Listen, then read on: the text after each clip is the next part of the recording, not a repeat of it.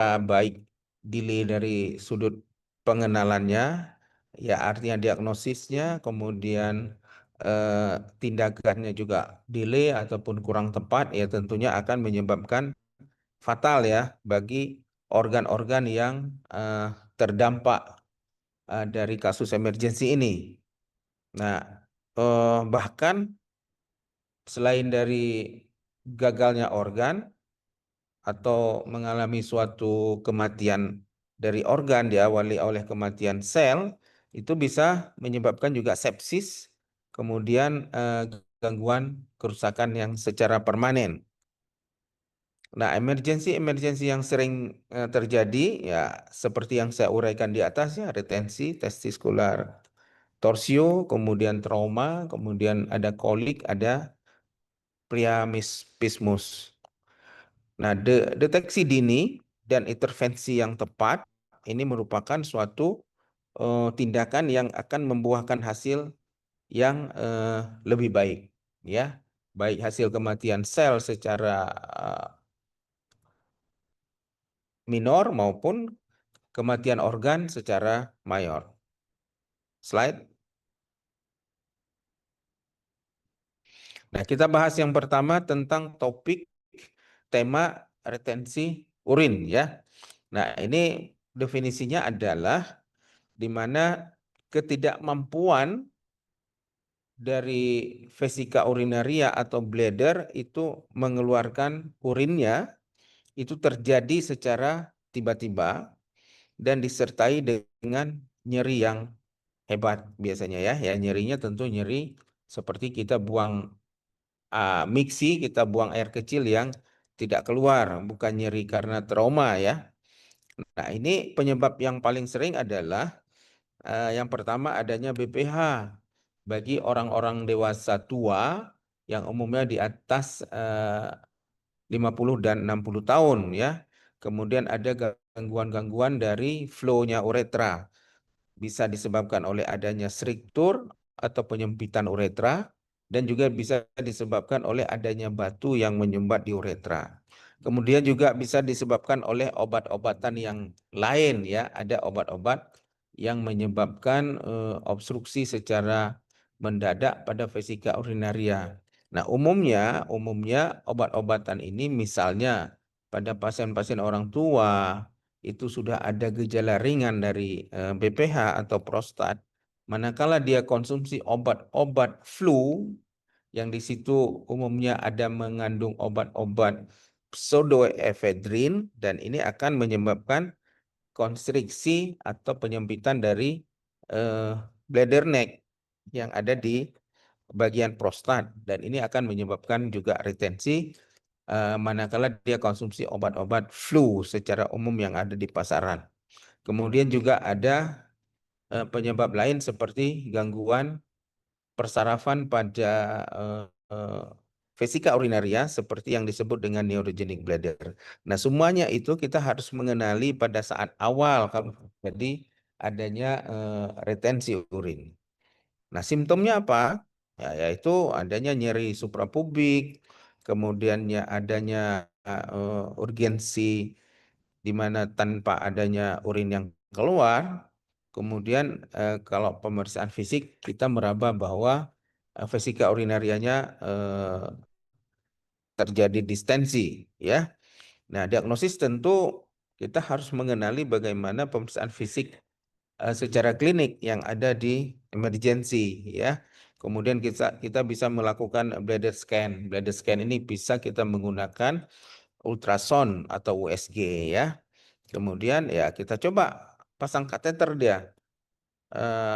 Kita tes masuk atau tidak. Ya tentunya kalau adanya sesuatu di uretra itu pada saat kita tes dengan memasukkan kateter ke uretra ya pasti dia tidak akan bisa masuk ya. Tapi kalau BPH yang tidak begitu hebat obstruksinya itu biasanya dengan kateter yang dimasukkan oleh siapapun itu biasanya akan berhasil. Nah, kecuali kalau prostatnya sudah terlalu besar, sudah mengalami akut on kronik, itu biasanya memasukkan kateter secara biasa saja itu ada kesulitan ya. Biasanya kalau kita di ahli urologi itu kita bisa menggunakan dengan bantuan mandrin namanya ya. Nah, mandrin itu biasanya kalau BPH dia pasti akan bisa kita dorong untuk memasukkan kateter. Kalau BPH murni tanpa adanya penyempitan atau struktur di uretra. Slide.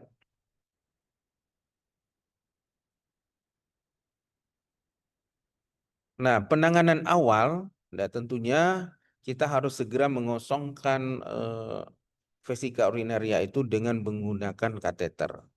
Nah, apabila ada tahanan, ada sesuatu di uretra, tentu kateter ini tidak berhasil ya. Nah, kalau tidak berhasil, nah kita harus ambil langkah yang kedua untuk melakukan suprapubik kateter atau puncture suprapubik secara segera bisa dilakukan di lapangan oleh siapapun ya, baik dokter ya yang ada di emergency ya. Puncture suprapubik. Tapi kalau lebih profesional, dokter bedah atau dokter urologi bisa melakukan yang namanya sistostomi. Ya, kita buka sedikit bladernya, kita masukkan kateter yang lebih besar ya. Itu ada teknik tersendiri, bisa open langsung dengan peralatan yang minimal atau kita menggunakan trokat ya kalau misalnya fasilitas itu ada. Nah, kalau urologi udah pasti punya itu fasilitas trokat untuk sistostomi ya. Tapi kalau nggak ada urologi biasanya dokter bedah ya dengan pembedahan biasa kita mengenali vesika urinaria kemudian dibuka sedikit langsung dimasukkan kateter dari suprapubik gitu ya. Nah, itu penyebab-penyebab yang paling sering ya biasanya disertai dengan underlying penyebabnya yaitu PPH struktur infeksi. Nah, infeksi di uretra juga bisa akan menyebabkan suatu obstruksi karena ada udem segala macam dan ini juga akan mengakibat suatu retensi ya infeksinya khusus infeksi di bawah ya uretritis atau sistitis ya. Ya kalau efek obat-obat biasanya kateter juga bisa masuk. Nah, yang paling penting pada saat kita memasangkan kateter baik melalui uretra maupun suprapubik kita harus memonitor urin outputnya ya. Kemudian potensial post obstruktif diuretik ya. Kita tahu bahwa kalau ada apa namanya obstruksi di uretra infravesikal baik oleh BPH maupun disebab yang lain kalau itu berlangsung lama atau kronis dia biasanya akan menyebabkan gangguan sampai ke ginjal.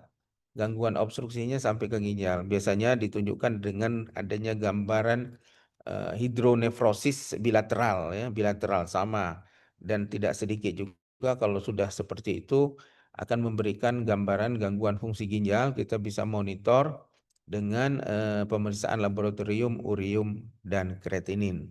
Nah, kalau itu terjadi peningkatan, kita harus sesegera mungkin melakukan penanganan awal dan nantinya dilanjutkan dengan penanganan definitif ya. Nah, kalau terjadi itu pada saat kita rilis obstruksinya dengan kateter itu biasanya akan terjadi poliuria. Nah, poliuria itu merupakan mekanisme kompensasi dari tubuh kita. Nah, biasanya akan mengalami suatu pengeluaran urin yang begitu banyak ya, yang namanya uh, post obstruktif diuresis. Nah, kita hati-hati kalau terjadi itu, dia akan menyebabkan penurunan kalium, pada akhirnya dia akan lemas, hipokalemi, dan jantung bisa berhenti kalau kita tidak aware terhadap proses poliuria ini pasca rilis obstruksi dari hidronefrosis yang menyebabkan gangguan fungsi ginjal. Next. Nah, ini algoritma kalau terjadi akut retensi. Yang pertama, pasien akan mengalami gangguan miksi. Kemudian kita pemeriksaan fisik itu bladernya distensi. Kemudian langsung kita coba pasang kateter. Kemudian urin keluar ya. Nanti dimonitor. Next. Nah, kita topik kedua, tema kedua tentang torsio testis ya. Nah, torsio testis ini ini merupakan suatu emergensi surgikal ya, yaitu terjadinya suatu puntiran dari spermatic cord, di mana di dalam spermatic cord itu ada vaskuler yang memperdarahi testis. Nah, kalau terjadi twisting, yaitu puntiran, itu vaskulernya akan mengalami hambatan sehingga flow dari arteri dan vena yang menuju testis itu terhenti.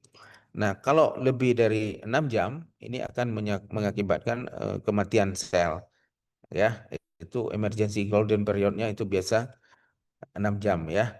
Dan ini kita harus segera untuk merilisnya, baik secara manual maupun secara surgikal. Kalau dia terjadi di bawah 6 jam, itu biasanya akan memberikan hasil yang lebih baik. Apalagi kalau twistingnya itu tidak 360 derajat ya. Biasanya 50 atau 60 derajat itu tidak obstruksi total.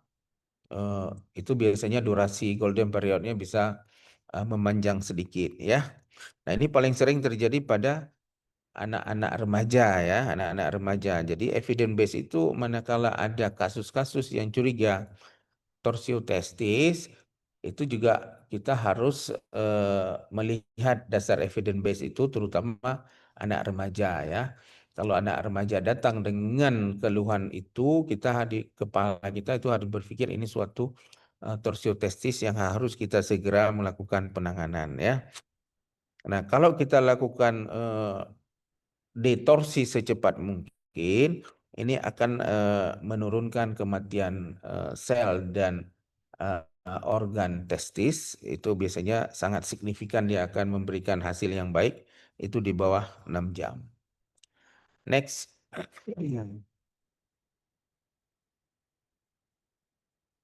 Nah, ini golden periodnya ya, 6 jam. Kita lihat di bawah ada gambar anatomi. Itu yang sebelah testis sebelah kanan itu yang mengalami torsio. Kita lihat bagaimana gambaran anatomi vaskuler. Itu akan mengalami dilatasi. Kemudian udem, testis juga akan mengalami pembengkakan biasanya ya. Akan membengkak karena aliran darah baliknya itu akan terhambat. Nah, sehingga menyebabkan inflamasi dan pembengkakan dari testis ya.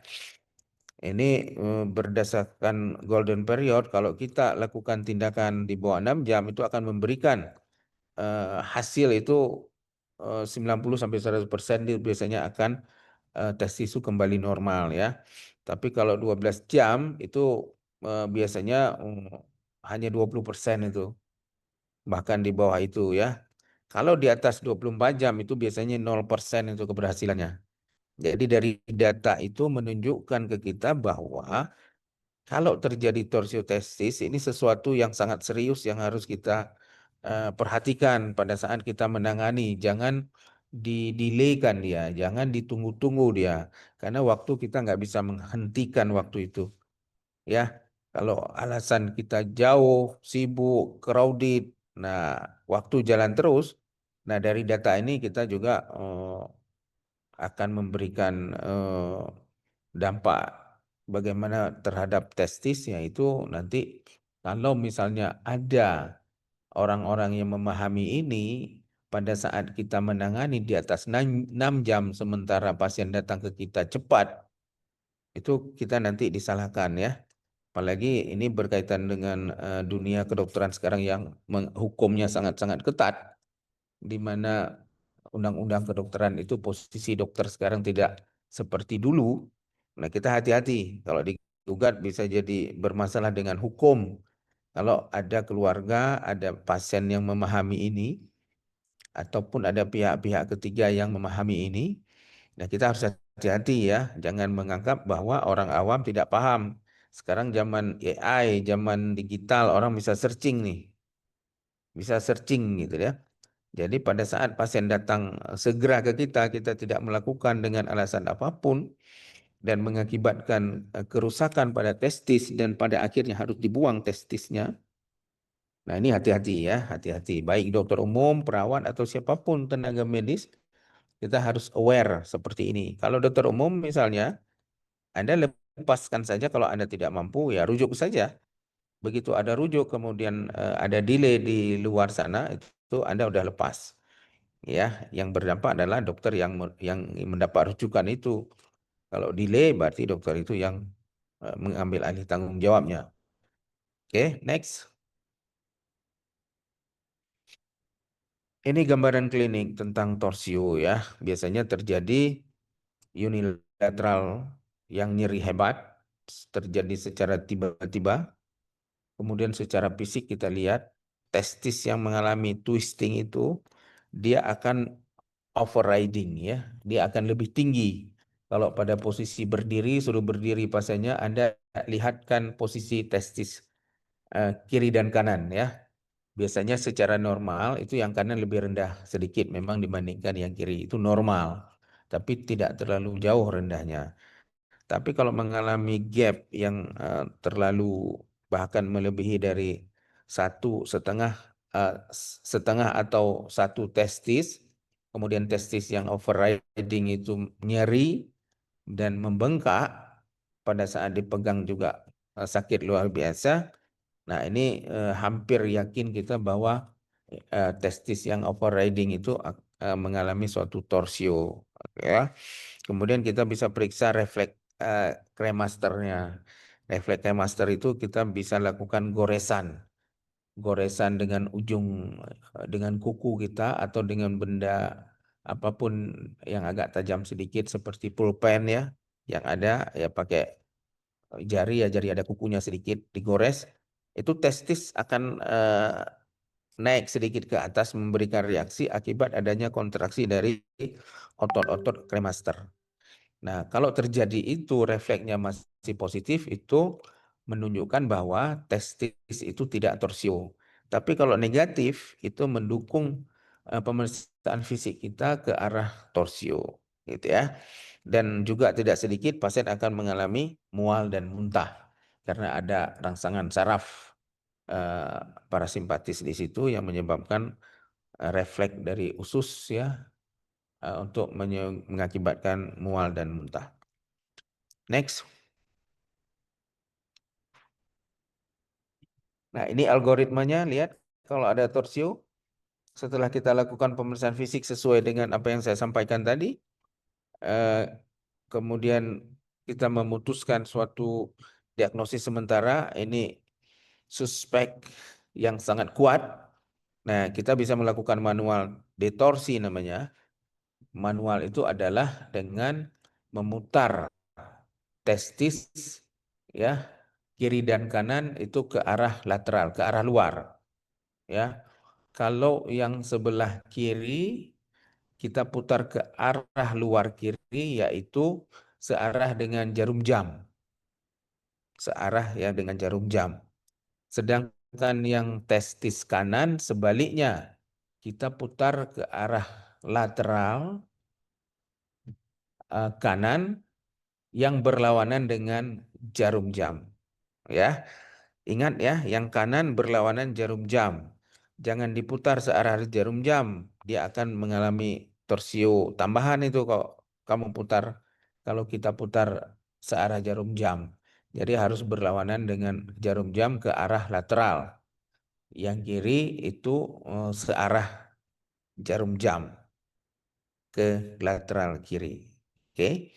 Nah, kalau itu tidak berhasil, ya kita harus masuk ke fase kedua sesegera mungkin, yaitu dengan pembedahan ya.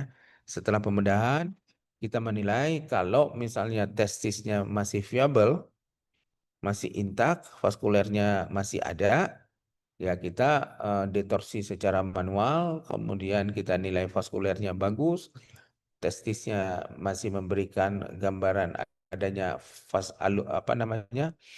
aliran vaskuler ke situ, yaitu tidak nekrosis dia, warnanya juga tidak biru, itu tanda-tanda bahwa dia masih viable. Ya, setelah kita detorsi, kita fiksasi dia, namanya orkidopeksi ya, kita fiksasi dia ke otot-otot dari dartos yang ada di skrotum untuk menghindari terjadinya torsio berulang. Oke, next.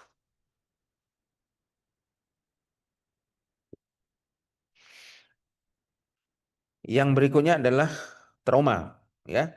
Ini trauma paling sering melibatkan ginjal, kemudian bladder, uretra, dan genitalia eksternal, ya. Nah, sering juga disertai dengan adanya trauma-trauma di daerah abdominal dan pelvic. Ya, sering kita tahu kalau seseorang pasien trauma datang ke UGD, ke emergensi, itu biasanya terjadi multiple trauma. Dan juga tidak sedikit adanya fraktur-fraktur dari tulang yang lain, adanya trauma kepala, itu merupakan suatu multiple trauma namanya, ya. Kita harus melakukan asesmen awal berdasarkan ATLS. Yang diajarkan ATLS, ya, head to toe, ya, ABCD itu, ya, yang mana prioritas dan seterusnya. Nah, khusus untuk urologi kita juga harus aware, ya. Yang pertama kidney. Nah, kidney itu bisa biasanya memberikan gambaran adanya akut abdomen, ya. Juga disertai dengan organ-organ holoviskus bersamaan, ya. Kita harus mampu menegakkan diagnosis itu. Diagnosis secara fisik yang pertama adanya gambaran hematuria. Kalau ada pasien trauma datang disertai hematuria yang gross, itu patut diduga adanya trauma dari traktus urinarius. Nah, kalau mengarah ke ginjal ditambah dengan sign pemeriksaan fisik adanya jejas. Jejas di daerah flank, ya, baik kanan maupun kiri, apalagi adanya gambaran fraktur dari iga tulang kosta bagian bawah, ya. Kalau ada tanda-tanda itu memperkuat dugaan trauma ginjal kepada kita. Ya, tentunya tidak cukup di situ. Kita harus lakukan pemeriksaan tambahan lanjutan, ya, laboratorium, kemudian imaging. Imaging apa yang bisa kita lakukan di emergensi? Yang paling minimal adanya USG, ya. USG sekarang kan paling gampang dan mudah untuk didapat dan dilakukan di emergensi, apalagi rumah sakit tipe B dan A itu wajib USG ada di emergensi, ya. Sedangkan tipe C dan D itu biasanya ada di radiologi, ya. Kita tentunya koordinasi dengan radiolog untuk meminta pemeriksaan ini sesegera mungkin, gitu, ya. Eh Tentunya kalau dengan USG kita juga tidak begitu akurat untuk menegakkan diagnosis, kita bisa lanjutkan dengan pemeriksaan kontras, ya. Kontras, ya, mungkin gold standarnya sekarang CT scan dengan kontras, ya. Tapi kalau fasilitas itu tidak ada, kita bisa menggunakan X-ray biasa dengan kontras seperti IVP zaman dulu, ya. Kalau zaman dulu kita menegakkan dengan IVP. Dari situ kita bisa mendeteksi adanya trauma ginjal atau tidak, gitu, ya. Tapi dengan CT scan itu lebih tajam diagnosis kita. Sekecil apapun dengan CT scan kita bisa detek. Tapi dengan IVP kalau trauma ginjal minor, grade ringan 1-2 itu susah kita deteksi dengan IVP. Ya, bahkan kita kombinasi dengan USG. USG itu paling gampang melihat adanya gambaran hematom dari ginjal. Tapi kalau ada gambaran trauma ke pelviocalices, itu USG juga sulit mendeteksi, ya, karena tanpa kontras. Nah, kalau dengan kontras, bila ada grade 3-4, itu akan memperlihatkan adanya ekstravasasi kontras. Itu menunjukkan bahwa sistem pelviocalices juga ikut trauma. Dengan ada trauma itu berarti grade-nya naik. Ya, itu juga harus menunjukkan ke kita tanda-tanda penanganan segera, ya. Walaupun memang penanganan dari trauma ginjal sekarang lebih ke konservatif. 70% itu konservatif, ya. Tindakan tanpa memerlukan pembedahan, kecuali kalau grade 4 disertai dengan multiple trauma yang lain, itu disertai dengan shock. Nah, itu memang memerlukan suatu emergency surgical. Nah, evaluasinya yang paling penting adalah, ya, ABCD tadi, ya, sesuai ATLS. Oke. Kemudian kalau disertai adanya trauma yang lain, kita juga harus mengenali dengan prinsip ATLS, ya. Trauma pelvic, trauma koste, trauma abdominal. disertai dengan organ solid dan hollow viscus dari abdomen. Ya. Dan tentunya imaging yang tadi kita harus perlukan juga ya. Sekarang memang gold standarnya CT scan. Next.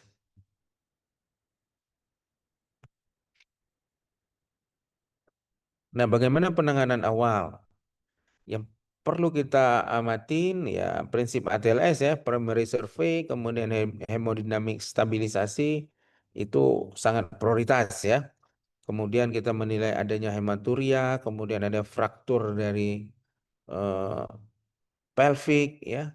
Bahkan tidak sedikit disertai dengan apa namanya trauma dari uretra. Nah, kalau ada kecurigaan trauma dari uretra, ini kita harus hati-hati melakukan pemasangan kateter. Kenapa? Karena kateter itu sendiri kalau dia ada ruptur uretra, baik parsial maupun total, dengan pemasangan kateter uretra itu akan menambah injuri dia. Yang tadinya parsial dengan kita pasang kateter blind tanpa ada diagnosis yang tepat, itu akan merobek uretra lebih luas. Yang tadinya parsial bahkan bisa total. Nah, ini hati-hati kalau kita ada kecurigaan trauma uretra. Simptom yang paling patognomonis untuk trauma uretra adanya bloody discharge di MUE-nya ya, bukan hematuri ya. Ada bercak darah di muara uretra eksternal.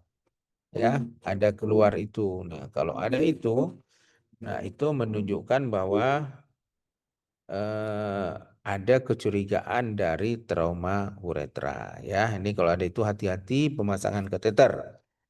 Nah, untuk imaging yang paling eh, penting untuk kita kerjakan lagi-lagi adalah CT scan kontras atau adanya retrograd eh, uretrografi ya. Kita lakukan imaging dengan uretra.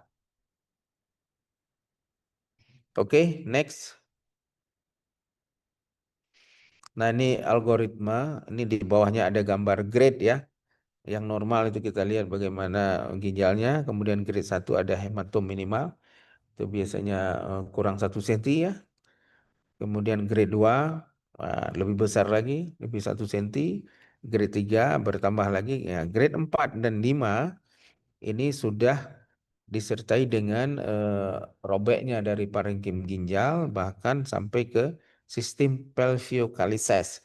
Nah, ini kita bisa deteksi dengan kontras ya. Adanya ekstravasasi kontras baik CT scan maupun IVP. Nah, ini menunjukkan ke kita bahwa ini grade 4 ya.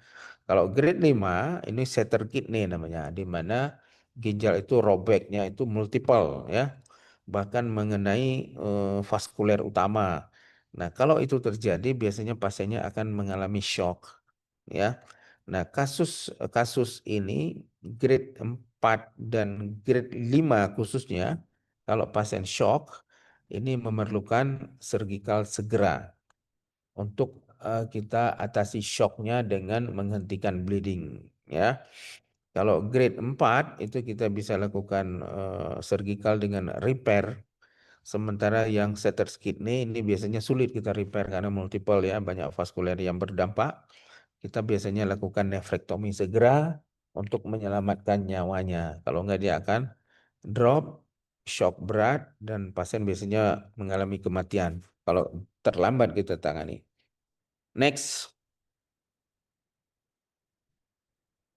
Nah, bagaimana decision klinik ya kita buat ya sesuai ATLS ya. Yang pertama resusitasi, kemudian kita imaging dia untuk menentukan grade.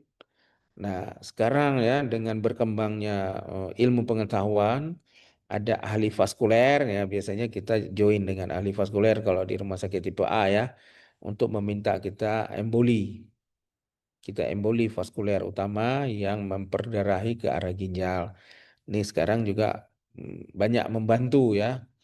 Eh, Kalau dilakukan kolaborasi dengan eh, ahli vaskuler ya, mereka bisa melakukan dengan minimal invasif dia akses dari vena-vena, biasanya dari vena eh, apa vena di daerah paha itu, kemudian dia akses minimal invasif, dia bisa sampai ke arteri renalis, kemudian dia emboli, dia oklusikan di situ dengan metode minimal invasif tanpa pembedahan yang besar.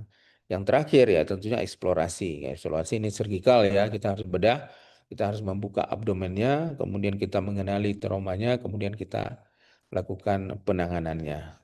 Next.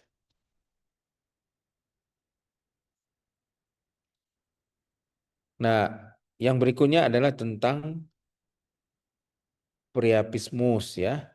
Nih, priapismus itu merupakan suatu gawat darurat di mana mengalami ereksi yang terus-menerus. Ya, tidak rileks dia, bahkan mengalami suatu kesakitan yang luar biasa gitu ya.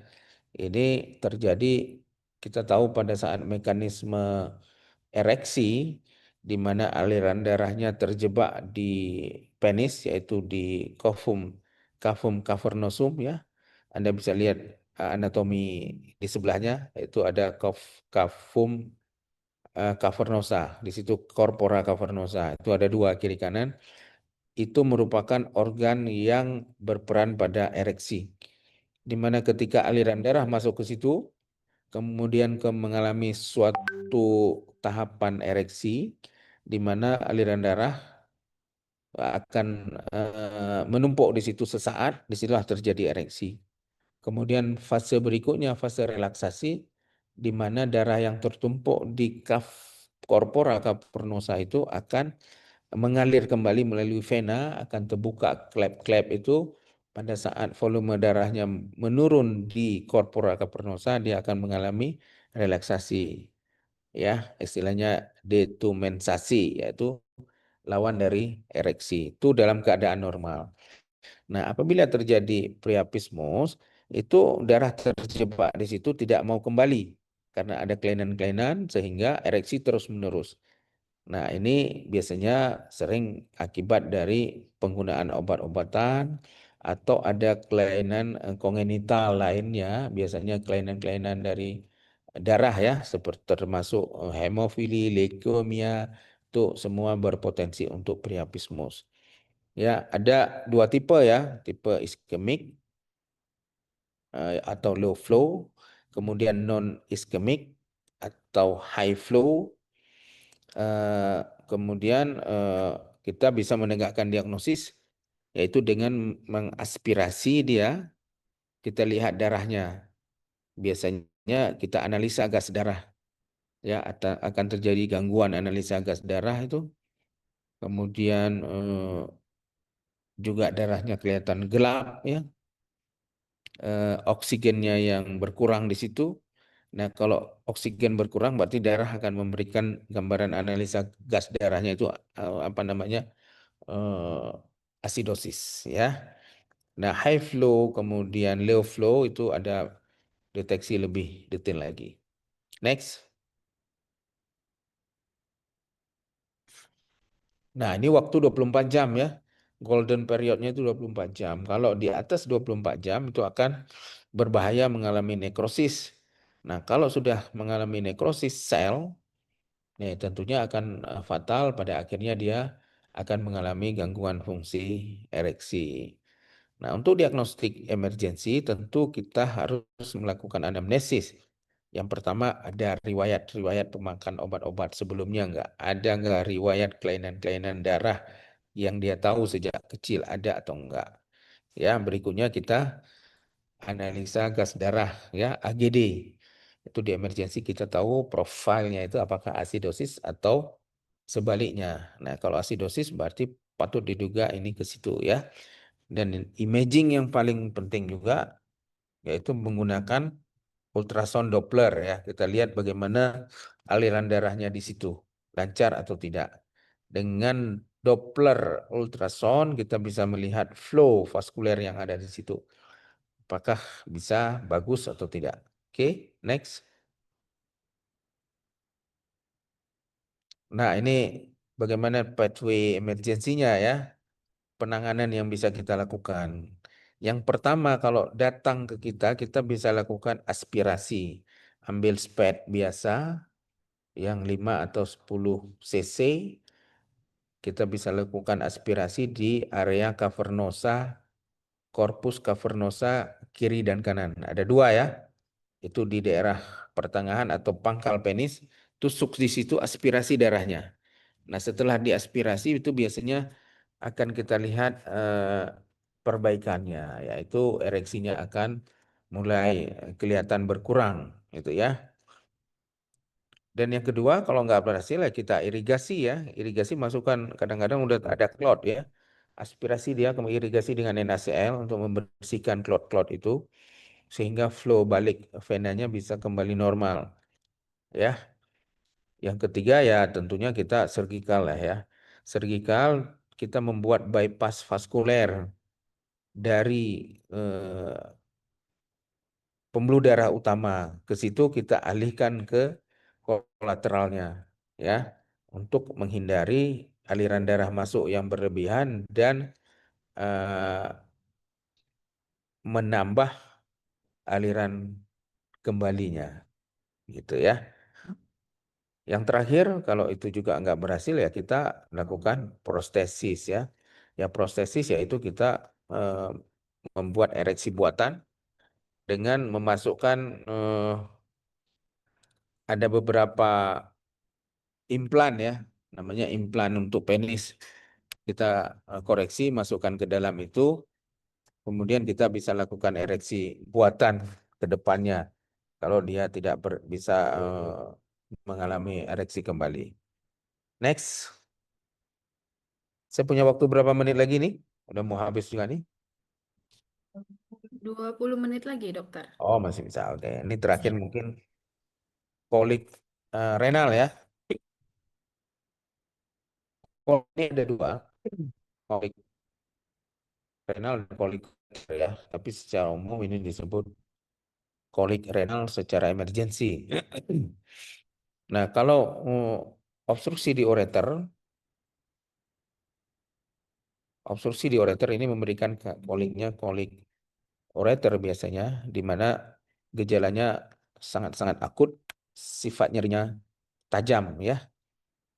Itu akibat dari aliran ureter yang tidak lancar, biasanya disebabkan oleh batu ureter dengan lokasi batu itu sendiri memberikan gambaran klinis yang berbeda-beda ya, antara proksimal dengan distal itu gambaran klinisnya juga berbeda. Kalau kita bisa mengenalinya, kita bisa memprediksi ini sumbatan obstruksi oleh batu itu ada di level mana ya. Ya di mana ureternya akan mengalami spasm ya, spasme ya, disertai dengan adanya lokal inflamasi di daerah situ sehingga dia bisa menyebabkan obstruksi ya. Ini biasanya disertai dengan rasa mual dan muntah.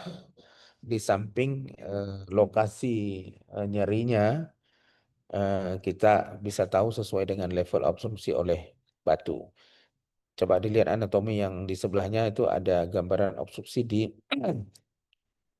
yang satu normal, kemudian satu lagi ada obstruksi. Kita lihat ada hidronefrosis, ada pelebaran sistem kalises ya, yang menyebabkan rasa nyeri. Sementara kalau kolik renal biasa di mana itu sumbatannya di daerah proksimal sekali, sering di pilum ya.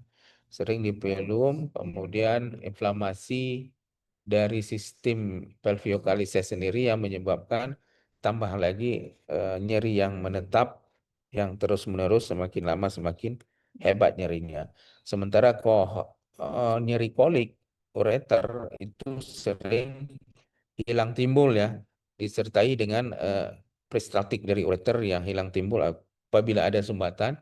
Peristaltik itu kadang-kadang agak berlebihan, disitulah nyeri dia muncul. Tapi dia ada gelombang hilangnya, di mana pada kala flow dari aliran itu dengan irama gelombang akan memberikan hilang timbul dia. Next. Nah, diagnosis dengan imaging itu biasanya hampir 100% ya kita bisa tegak sekarang dengan menggunakan CT, eh, kidney ureter bladder non kontras. Itu sangat sensitif dia dan sangat spesifik, sangat akurat tuh hampir 90% kita bisa menegakkan diagnosisnya. Oke ya. Oh, kalau misalnya ada sesuatu dengan CT non kontras kita tidak bisa eh, menentukan adanya batu atau tidak, ya kita harus gunakan kontras tetap ya. Kadang-kadang ada gambaran obstruksi yang non batu seperti struktur pada ureter kita nggak bisa detek tanpa kontras ya. Ini dengan hasil yang cukup bagus. Ya tentunya kita menggunakan dosis yang rendah biasanya dan alternatif lain kalau dia ada kehamilan ya kita minimal menggunakan ultrasound dulu lah. Dari USG kita tahu ada tanda-tanda obstruksi, ada tanda-tanda hidronefrosis.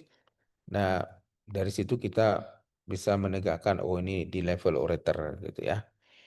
Next. Nah, ini pathway colic emergency. Yang pertama kita kontrol nyerinya, kemudian kita berikan supportive care ya, seperti eh, kita hidrasi dia. Kalau dia mual, kita berikan anti mual ya. Kemudian untuk membantu supaya batu itu bisa ekspulsi atau turun ke bawah, ya sekarang diberikan alpha blocker ya. Alpha blocker untuk menstabilkan kontraksi dari ureter ya, sehingga dia agak rileks, kemudian dilatasi dan itu memudahkan batu itu keluar ya. Kalau ukuran batu tentunya sesuai dengan kriteria konservatif yaitu ukuran di bawah 5 mili di ureter. Kalau di atas 5 mili ini tidak direkomendasi karena akan memberikan dampak lain lagi ya.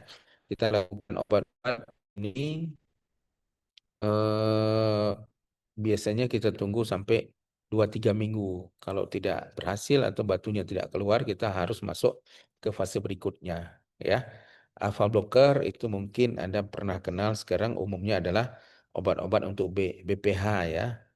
Ya seperti apa ya, obat untuk BPH Harnal yang paling populer ya. Dan sekarang banyak obat-obat lain yang isinya tamsulosin. Ini merupakan alpha blocker yang sangat selektif yang hanya ada di traktus urinarius ya. Kalau dulu alpha blocker itu umum. Pertama sekali alpha blocker dikenal sebagai obat antihipertensi ya.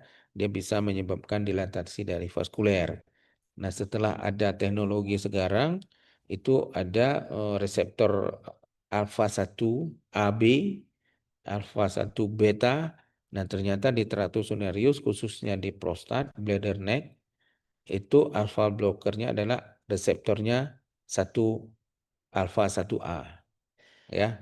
Jadi sangat selektif, dia tidak akan mengganggu reseptor yang B sehingga tidak akan memberikan efek-efek terhadap vaskuler ya. Kalau zaman dulu hanya umum dia alpha blocker. Pada saat diberi obat itu pasien akan mengalami hipotensi. Apalagi kalau digunakan jangka panjang ya. Ya kalau hipotensi akan memberi dampak-dampak yang lain. Nah, fase 3 kalau tidak berhasil kita lakukan dekompresi. Dekompresi secara emergensi kita bisa lakukan dengan nefrostomi namanya. Kalau kita nggak bisa lakukan penanganan segera di kamar bedah, kalau batu ureter kita lakukan tindakan minimal invasif dengan URS ya.